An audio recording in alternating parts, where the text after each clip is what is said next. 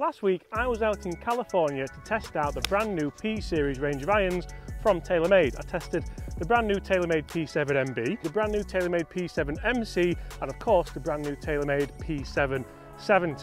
Now I really enjoyed testing these clubs, but a lot of people in the comments said, James, where on earth is the new TaylorMade P790? And it got me thinking a bit, which doesn't happen a lot. Where is the new TaylorMade P790? And then I spoke to the guys at TaylorMade and they said, well, there's no need for a new P790 because it was only introduced in the fall of 2021. It also has a 2-year cycle like the other ones, so there's no need for it. But I'm still thinking, is the TaylorMade P790 still going to be the best iron of 2023, even though it was released in 2021? So we're going to play a few holes with it today and see. We're out here at Woolly Park on the Academy course. It is absolutely freezing, but I really want to bring you guys this video because TaylorMade irons are all the rage at the minute with the new releases. The new 770 looks absolutely gorgeous. 180 yards and I'm hitting an 8 iron.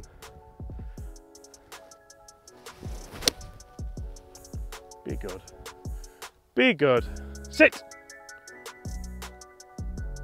That has took the world's hardest bounce, but that's exactly why I think these irons may well be some of the best irons you could put in your bag for 2023. That was an 8 iron, it's gone absolutely miles and still felt great. And guys, I'm assuming one of the questions that might pop up in the comments here is, but why isn't it on the same cycle as the P7MB, P7MC or P770? And the honest answer here is, I just don't know. I don't really understand why. The P790 was always the first P range of iron that TaylorMade did release, and it did absolutely phenomenal. It really took the golf world by storm, and then Ping brought out the i500 and COBRA brought out the Forge Tech. The hollow bodied generation is making golf a lot easier for a lot of golfers. So I put them in the bag today, guys, just to bring them out and sort of show you guys what they are still, so you don't forget about them, not that you can. I've also put one of the OGs in, the Generation 1, the P790, the older one, the OG, the Generation 1, because this is the iron that started it all with the hollow body, speed foam and tungsten technology to bring you guys all that forgiveness. Still looks good today, doesn't it? And today certainly isn't about scoring because the greens are frozen solid, but it's about having a bit of fun.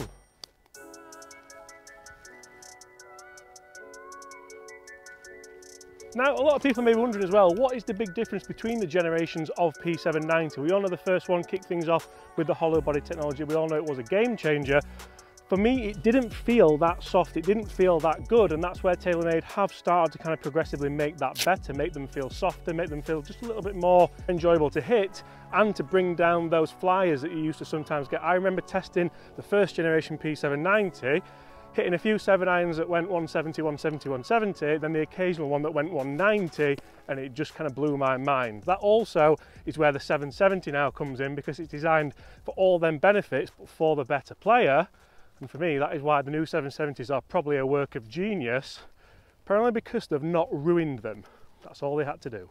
And one of the other huge things that I love about the P790 is that you still get that nice soft feel with the pitching wedge, especially in the new generation. You still get that height, you still get a little bit of spin that you do need. Don't get me wrong, they're still low spinning irons, but not quite as bad as previous generations. Right, we've got 137. A pitching wedge should be the right club. Again, looking down at them, I'll throw this top line on now.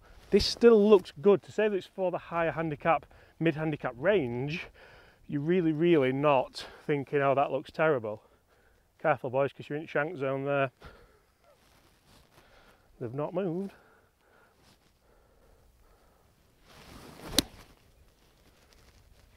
Oh, that felt so good.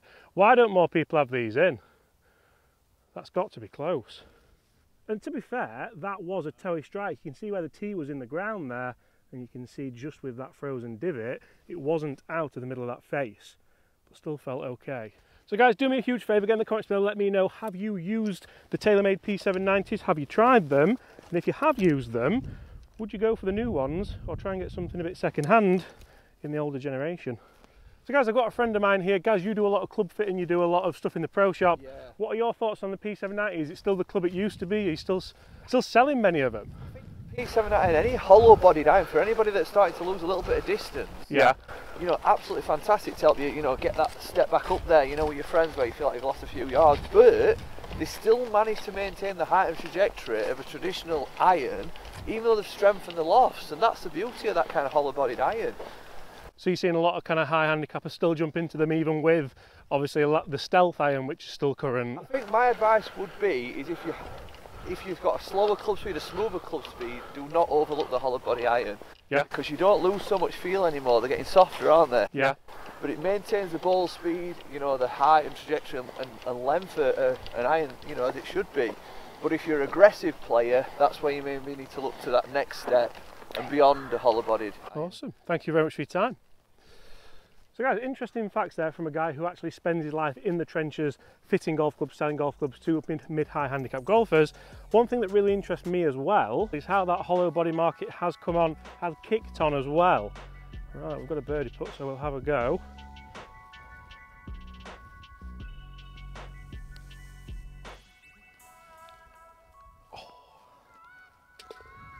And actually another huge part of this, which I've not really thought about, is the P790 UDI, a golf club which has been in my bag historically for a very, very, very long time. I absolutely love this thing.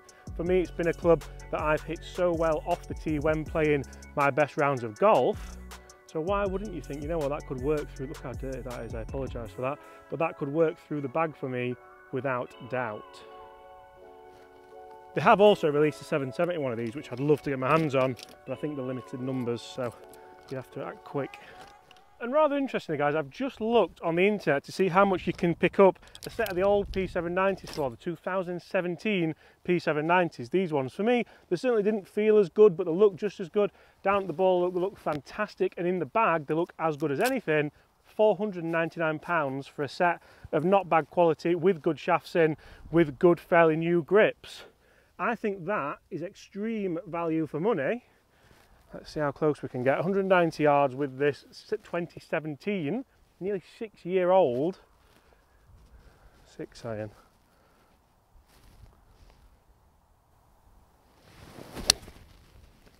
It definitely felt firmer. That's just hanging out to the left a little bit. Actually slipped a little bit there. But distance-wise, that's done phenomenally well. And for £499, I honestly think if you're looking for a bargain set of second-hand golf clubs to see you into 2023, you could do a lot worse than going OG 790. And that, to be fair, is a series that I would like to maybe get my teeth into, get my hands on, looking at second-hand golf clubs, the best ones you can get for the budget. Now, looking at those at £499 as well, it's got me thinking, you know what, that's good value, £499. These irons were probably £1,000 brand new.